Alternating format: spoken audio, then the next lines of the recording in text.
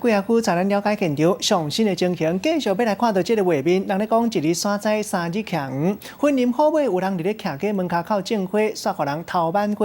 民众甲监视器画面铺上人面册，叫挽花的人出来买花，啊若无就要提告。有网友觉甲讲，这个偷挽花的人原来是好尾科技大学附近卖面的爱心阿婆，引起两边网友咧对战。有人认为讲阿婆是坐花人，免含伊计较遮尔济，嘛有人要替伊出钱来赔偿。有人认为讲，偷摕物件就是唔对，和年纪无关系。落尾阿婆嘛出面解释，讲伊唔是挑工的，若是花的主人起性地下界花，伊就唔敢摕。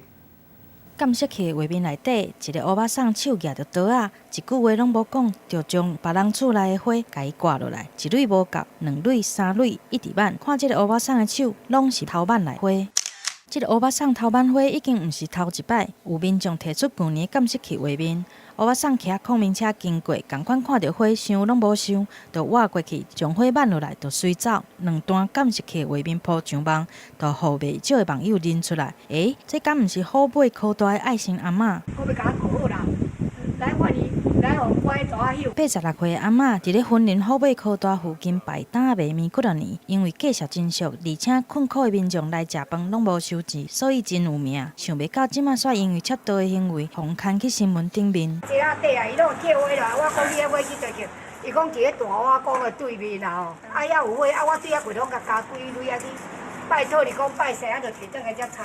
你的起心动念是好的啦，吼。啊伊若无爱你甲加，你嘛袂去甲加。阿嬷出面解说，一切拢是无心的。对着当事人破文，伊嘛感觉真无奈。若是真正要用掠去关，拄好下当趁这个机会来休困。